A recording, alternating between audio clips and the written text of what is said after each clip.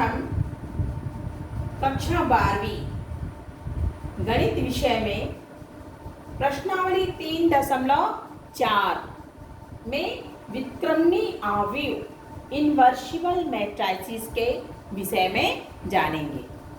तो आइए देखें व्युत्क्रमणी आव्यूह क्या होता है। इसकी परिभाषा जानने के पहले हम एक एग्जाम्पल लेते हैं।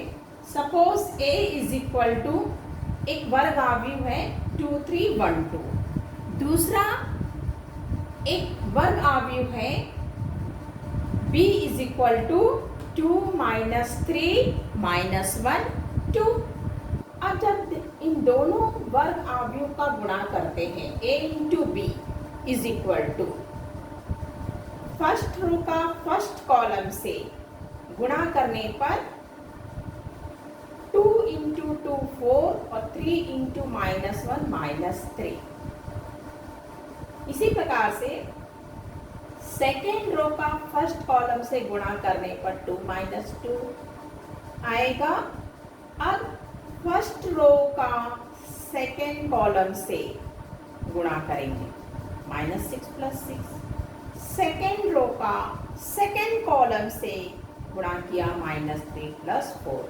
हल करने पर क्या आया 1 0 0 1। तो ये क्या है आइडेंटिटी मैट्रिक्स तत्समक आव्यूह जिसे हम आई अक्षर से प्रदर्शित करते हैं।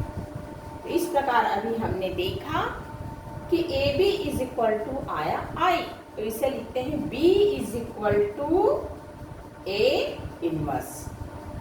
इसी प्रकार से यदि हम B में A का गुणा करें BA इज इक्वल टू गुणा करने पर यहाँ पर आ रहा है कैपिटल I, तो इसे लिखेंगे A is equal to B inverse.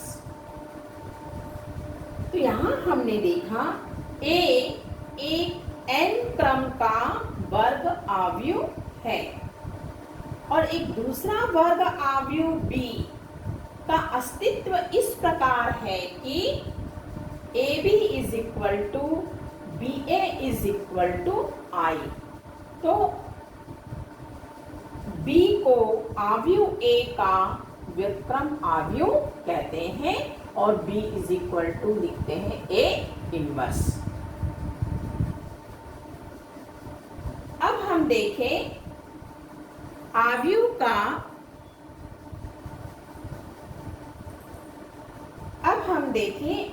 का प्रारंभिक रूपांतरण एलिमेंट्री ट्रांसफॉर्मेशन। किसी भी आव्यूह का व्युत्क्रम आव्यूह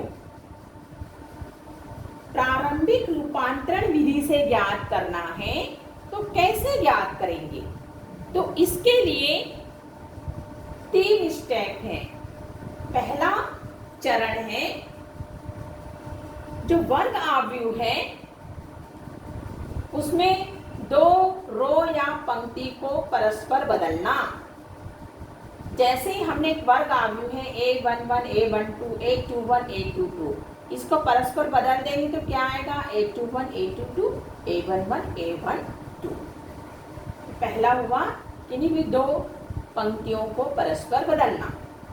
दूसरा चरण क्या है किसी भी पंक्ति को एक अशून्य अदिश राशि से गुणा करना। अब जैसे ये आव्यूह है इसे K से गुणा किया, फर्स्ट रो में गुणा कर रहे हैं K A21 K A22 A11 A12।